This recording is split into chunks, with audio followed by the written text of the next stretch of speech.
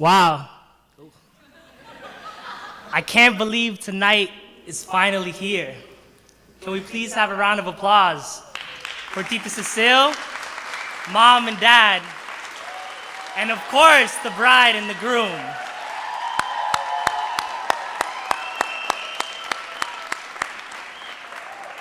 All of your hard work has finally paid off. This night and this entire weekend has been absolutely perfect. And we also owe a round of applause to each of you, our family and friends who have traveled from near and from halfway across the world to be with us tonight. I know I speak on behalf of the entire family when I say that we are truly grateful for your presence.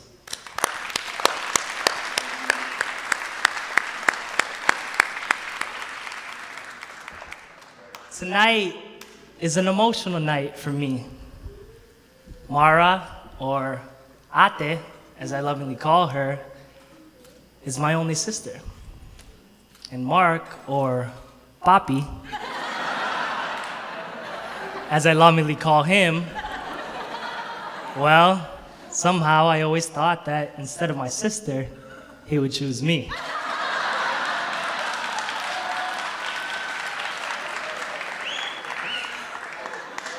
My sister was raised around my brother and I, so we take great pride in knowing that we taught her how to be a bro. It's a good thing too, because as the name suggests, Mark Anthony Hermano is the broiest bro of all the bros in the entire bro nation.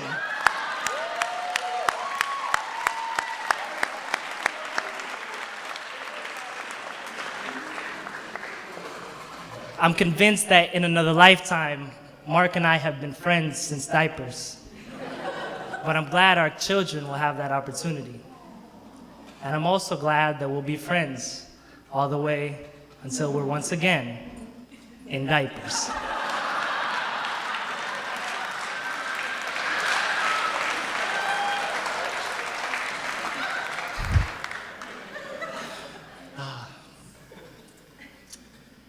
I was so honored when Mark asked me to be his best man. I wasn't expecting it at all. He even gave a speech before he asked. It's the closest thing I'll ever get to a proposal. In a unique way, this not only reflects all the experiences that we've shared in the past, but is also a promise and a celebration of all the wonderful things that we're destined to share together in the future. It's funny that we're once again talking about the future. It seemed like not so long ago when tonight, their wedding night, was the distant future. It was a future that started almost 7 years ago. I still remember when I met Mark. We were outside of Emerson Alumni Hall at the University of Florida. Go Gators. And I had this whole elaborate plan set out. I was going to be the strong, tough, and macho brother that sent out the message, "Hey buddy, my sister is not one to be messed with." The moment comes, we finally meet. "What's up, bro?" he says. "I'm Mark. I've heard so much about you, and I'm excited to get to know you." I turn, look at Hopper, and say, "Oh man, I love this guy already." Mark really did have me at hello. Since that first moment, we've shared so many great memories together. And I'm sure you guys can probably guess what the common theme is. Always. One drunken night as undergrads, we decided that it would be best for me to sleep on a mattress in the kitchen floor for easy access to breakfast. Of course, we didn't wake up in time for breakfast. Once on a fancy dinner cruise, we decided that in order to save money, instead of buying food, we should just order a bunch of bottles of wine and then go to McDonald's afterwards.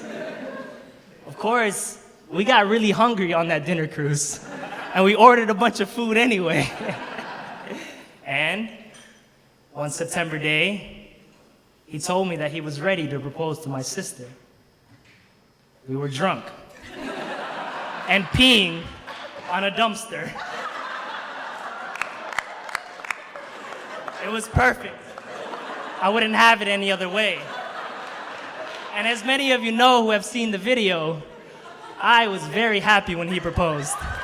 You can definitely see it in my face. Not only is Mark charming, adventurous, and a really good drinking partner, he's also one of the most inspirational people that I know. He's inspired me in so many ways, and he probably doesn't even know the half of it. In the late 1940s, most physiologists concluded that it was not possible for the human body to run a mile in under 4 minutes. However, on May 6, 1954, a 25-year-old med student by the name of Roger Bannister crossed that 4-minute threshold with a time of 3 minutes and 59.4 seconds. Not even 70 days later, another man ran the mile in under 4 minutes. And at the next international competition, 4 people ran that mile in under 4 minutes. Without knowing, Mark has been my Roger Bannister. Without having to say any words, he's pushed his own boundaries, and he's run his own race. When I saw him get accepted into the school of his dreams, a place we once thought of as impossible, I decided to go after mine. And I couldn't believe it, but a few months ago, they said yes.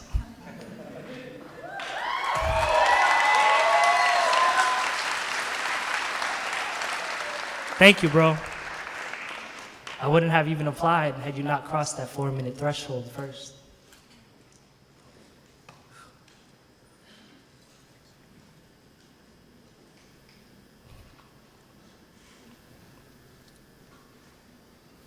Mark has been there through so many things, all of our life's ups and downs, from beers to books, from friends to families, and everything in between.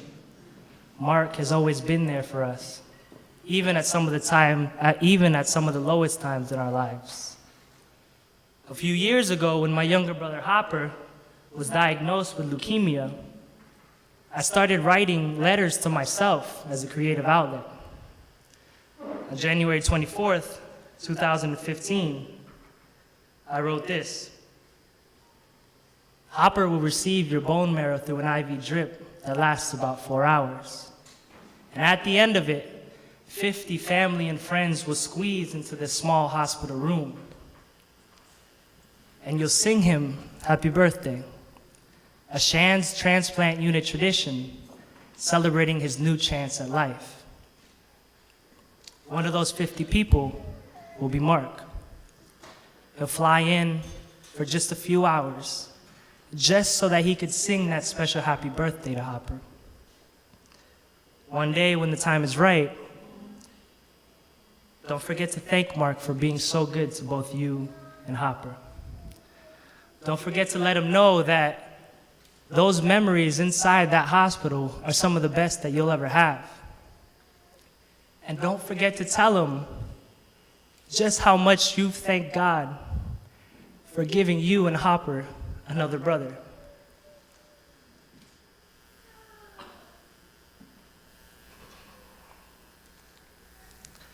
Mark has this special way of bringing people together. I've been so fortunate to meet people from all parts of his life. I want to give a special shout out to the bros who were there, both in spirit and in their physical form, in New Orleans. Mark continues to say that it was one of the best experiences that he's ever had. And we have you to thank for that. And I continue to say that our 14-man karaoke crew in front of over 500 people was one of the best memories of mine. You were right, Andy. Dancing Queen was the perfect song choice.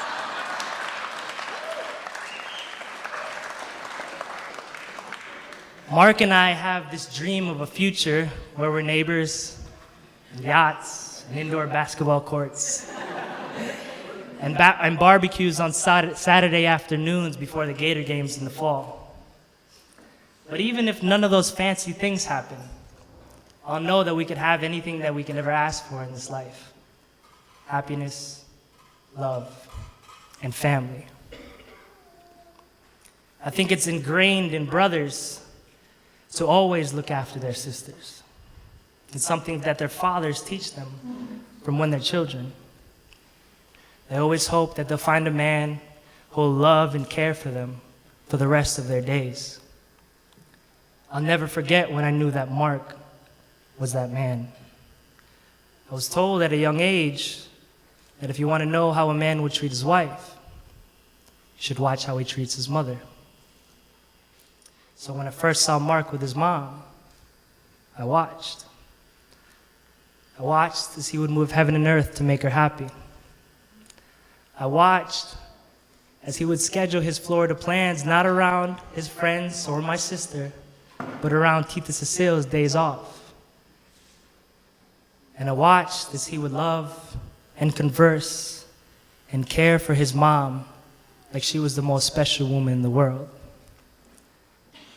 The first time I watched to know, but I haven't stopped watching since in simple admiration.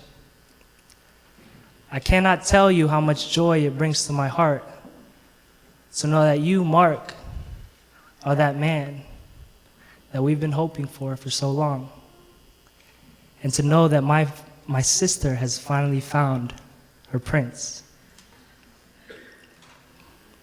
I wish that I could give you two marriage advice on how to have a long, successful, and happy marriage, but I usually ask you for relationship advice. One thing I can offer, though, is a reminder of everything that you and your love has taught me over the years. You've shown me just how patient and kind love truly is. You've shown me that love is worth persevering for through all of its challenges, through family illness, through long-distance relationships, and through the multiple rejections that my sister gave you at the beginning. And most importantly, you've shown me that the most important foundation of love is friendship. I hope that you never stop singing and dancing as only you two can. I hope that you never stop taking your late night Taco Bell runs and stealing all the fire sauce.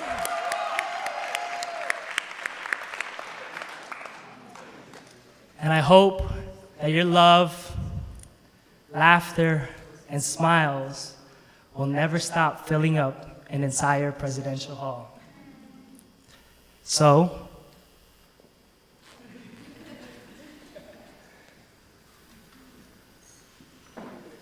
it is without further ado that I would like to propose a toast to Mark, my brother, to my sister,